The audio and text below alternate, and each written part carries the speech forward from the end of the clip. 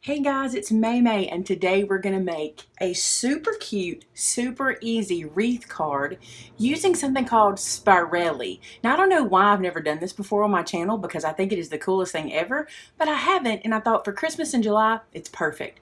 Now I have this piece laying here. It's a little bit weird, but I want to show you why. This is an 8.5 by 11 piece of cardstock. And to make the project today, this is all you're going to need is one sheet, okay? So I have my card base. I cut it in half. That gets me my card base. So that's my 4.25 by 11, okay? Then I have this piece that is my mat for that. So this is my 4 by 5.25. Then this piece is what's going to get us our wreath. This is kind of like the scrap from the page, but we're going to use this for our wreath and for our sentiment. And then this is going to be a piece that we're not going to use. You may find a place to use it, but I don't need it today, so we're not going to use it in this project. That was just what I used to make this down to 4.25. I mean to 4 instead of 4.25. So card base aside, we don't need that right now. Card mat aside, we don't need it right now. And we're going to go to our scrap paper. Now for today's project, I'm going to be using the scallop circle die set. You don't have to have a die set. You could certainly use some punches, or you could use your electronic cutting machine. This is just one I had in my stash, and it makes this project super easy. Now I want to show you how I decided which two. What this will do is give us the shape of our wreath, and I chose two of the dies. This is my card mat. It's not my card base, it's the one under. So this is the 4 by 5.25 piece. And I took my biggest scallop that I wanted on the top, laid it to make sure it would fit and make sure my wreath would look correct. And that looks like a good size wreath for my card. Then I took another one from the set that was smaller and decided I wanted it to be about like this in the middle to give me a wreath. Now you can change this any way you want. You can have a smaller center, a wider center, you can have a bigger wreath, a smaller wreath, whatever you want. This is just what I went with. So now I'm going to go back to that scrap paper from the page. Remember we had this piece left over, and this is what I'm going to cut this guy out using. Now if you have a magnetic platform for your die cutting machine, this is super easy to lay out. Just use your magnetic plate, which I do have, but today I'm going to show you how to do it without a plate in case you don't have one. So I'm not going to waste any paper. I'm going to go right over here to this corner, and because I want to use this for a sentiment, so I don't know how much I'll need. So I'm going to kind of take up this corner space, and I'm going to tape this down onto the card front. This is a piece of painter's tape that I just keep in my stash, and I usually have one already ready like this, like I just keep it stuck somewhere on my work surface so that some of the tacky is off, but I'm showing you how I get that tacky off so it doesn't tear my paper. If you don't do that, it will probably tear your paper, and we don't want that. Now just center these up as best you can and then tape them down to the page. You'll be glad you did that. It just saves you some headache when you get to the cutting part. Now let's get the cuttle bug. So I got my cuttle bug out. This is my A plate, my C plate for cutting, my B plate for the top. I'm going to bring that piece back over and just lay it into the cuttle bug machine. Put the B plate on top and run it through. I'm going to let this tape stick it down a little bit for me there. Just run that through. And this is going to cut our wreath. You don't have to do the twice motion. I just always do. It's kind of a habit, so I just run it through forward and back. Peeling that away. And look, you can stick this onto your cuttle bug or whatever, just so you have it for next time. And then let's reveal our wreath. There's our wreath shape. Super cute, huh? Easy. All right, and now let's move these guys aside.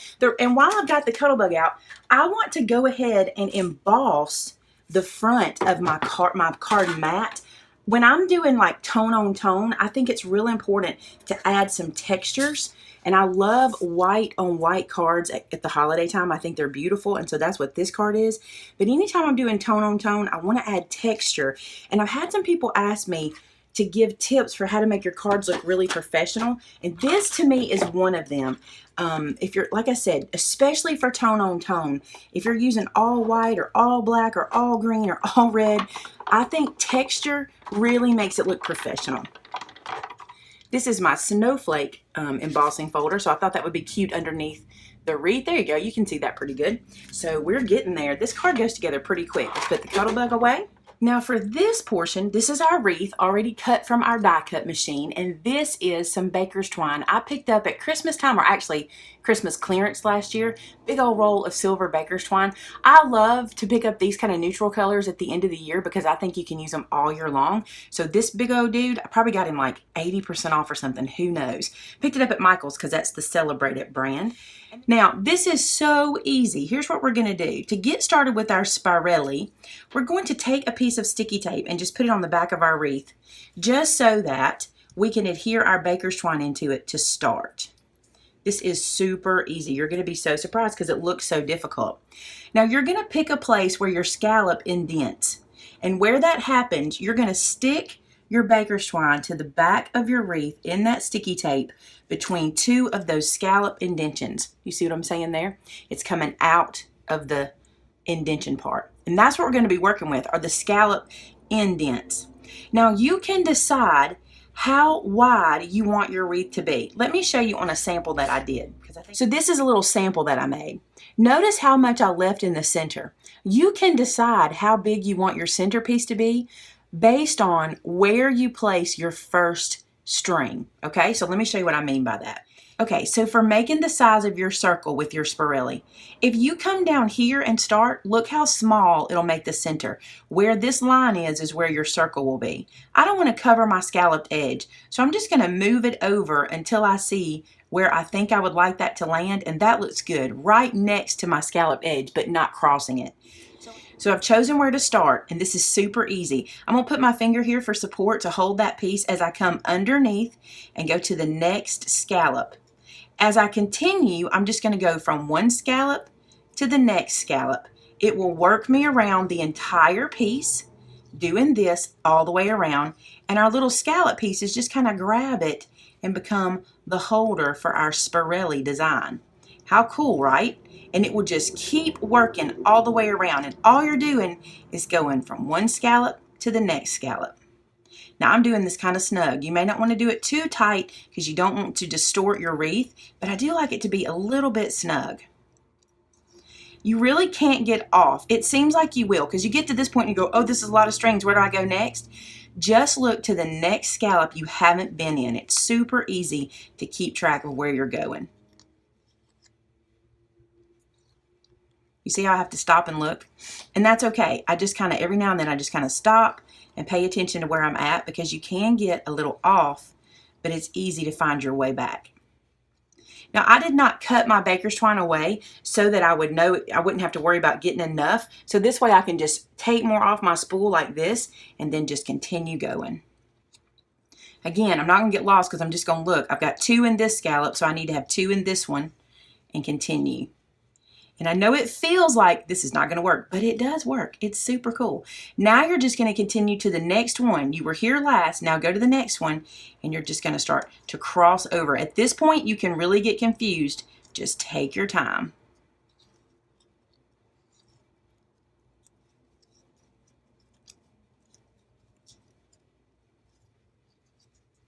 And you want to do this until every scallop has 2 pieces of baker's twine in it, and we're to that point now. So every little indention has 2 pieces of baker's twine nestled inside of it, and then you have this beautiful Spirelli wreath. How beautiful is that? I just love that so much. I'm going to flip it over to the back, and I'm going to adhere this into that sticky tape where we had already, and I can snip this extra away now because it's nice and secure. I'll probably add another piece of tape on top of that just to be safe. Let me grab some Scotch tape for that. So I just have a piece of Scotch tape that I tore in half, and I'm going to place it back here just as an extra precaution to make sure that doesn't go anywhere. And just look how beautiful our wreath turns out. So easy. Let's put this on the card. So I've gone around and I put some foam tape on the back just like this. You can see those little squares. This is my thicker foam tape that I get from Amazon. This was actually sent to me from a subscriber. Thank you, Rhonda. But you can get this on Amazon. But if you don't have the thicker, just double your regular foam tape and it'll be just fine.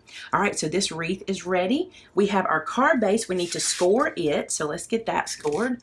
Bring out our little guy here. And where's my scoring tool? You ever hide things from yourself? I do that all the time. Here we go. We're going to score it at 5.5. And then I'm going to fold this and crease it. This is Nina Bright White cardstock, by the way. A lot of people ask me, and this is the heavier. This is the 110 pound. I love the heavier for card bases. I'm actually making this entire card out of that same cardstock because I think one sheet is cool. All right, so there's our card base. Now we have our snowflake piece. Remember this guy? He's going to go on top. So this is my embossed matte piece. I'm going to pop him up too, but I'm not doubling it, so I'm just going to use my regular old foam dots for this because I don't need it to be super thick. So I'm going to put one foam dot in every corner, and then because I'm going to put that wreath in the middle, I want to put a foam dot in the middle, but notice I'm out of the big ones. So I'm just going to go to my little ones here instead of opening another pack right now and just add some little ones in the center. They're the same thickness, they're just smaller. So I'm just going to do it this way to give us some support in the middle. No one will ever see them. Now I'm going to take this to our card base and pop it up on the front. Now when you're working with tone on tone, in my opinion, the more dimension and the more texture you get, the better. You can see how that's going to give a little bit of movement to the card instead of being so flat white. So there's our first layer of dimension. The next one is our wreath, which is going to go here in the front. Look how gorgeous that is. So I'm going to peel the backer off of these guys and place the wreath down. So I've got those backers, the adhesive exposed, and now I'm going to center this on the front of the card. And the shadows here are beautiful on the white. All the shadows playing off of each other. Let me bring this where you can see it. See all the shadows popping around everywhere? Gorgeous. Now, we know this is a wreath, but just looking at it, it looks like a Spirelli circle. It needs a bow, doesn't it? So I'm going to use some of this thin ribbon that I have. This is also celebrated. I buy it at the end of the year. And this is a thin ribbon that is a silver one and a white strand. I'm going to do like a double bow. I'm going to tie these together. So to tie this 2-strand bow, here's what I'm going to do. I'm going to pretend like they're one strand, all right? I'm going to make a loop just like this. You can do a bunny ear bow if you want. That's super easy where you just take the 2 loops and tie them together. But I'm going to do it as if I were tying an actual bow. So I've made a loop. I'm going to wrap around that loop, and then I'm going to send this through the middle. Sometimes I get better results with my bows this way. Not always. The bunny ear works fine in most cases, but sometimes I can get a much prettier bow. And one thing I like about this one, tying it this way when I'm doing a double strand, is I can move each strand individually. When I tie it together like bunny ear, everything is all tied together and it's really hard to maneuver things individually. So this is what I do now. I play with these guys. I never am happy when I first tie it, and I'm always messing around until I get the bow just like I like it. I could spend a lot of time in this area, but I think we're okay. So now I'm going to tighten the bow down. I want to tell you this. When you tighten your bows, there are 2 pieces that make the knot tighter, and there are 2 pieces of the loop that pull your tails up. When it's time to tighten the bow, tug on those 2 parts of the loop that don't adjust the tails, and that's where you can really get some tightness. I'm going to bring this and kind of trim this away. I kind of want them to be a little bit long, so I'm going to trim them too long to start, and then I can go back and adjust them once they're on the card. Look how beautiful. Oh my goodness, I'm in love. I'm in love. All right. Does this bow feel a little big? This is where you start to look at that. I actually don't think it does. I kind of like it big like this. So that's where this guy's going to live. And I'm going to glue it with some art glitter glue. So I'm putting a dollop of art glitter glue here in the middle. Don't worry. This art glitter glue dries literally invisible. Matte, clear, dry, it's gone. And I'm going to stick this bow down. Now, one thing I like to do when I'm still working on the card, like I want to put a sentiment here, I'm going to take an acrylic block and lay it on top of that and just let that sit to hold that in place. And that way I can move it away while I work on my sentiment. All right, so back to our scrap paper. So from that piece that I did the die cut in, I cut a piece that is 3/4 of an inch wide, and I'm going to cut it down to about 3.5 inches long. And that will be enough to be our sentiment holder. So I'm going to use the sentiment Merry Christmas from my G's Teddy Bear Lane stamp set. By the way, if you're interested in any of the products I've used today, a lot of them are available on my store, MaymayMadeIt.com. Just check them out there, especially my stamp sets. You can find them there. Now I have put this little strip into my Misty, and I didn't line this guy up. So I'm going to take this little stamp off and line it up where I want. I'll move these magnets so I can see the end so I can get this centered. I'm thinking somewhere here. Now, I personally think this would be gorgeous if you heat embossed it in silver. I'm going to use my VersaFine ink in black and just give myself a black sentiment. But embossed would be gorgeous. And I don't have a pretty silver embossing powder in my stash.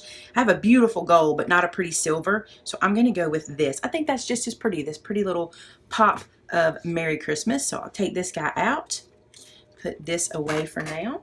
Now I want to banner flag the ends here. So I'm just going to snip in just a slight bit, about 1/4 of an inch, and then go from corner to center and corner to center.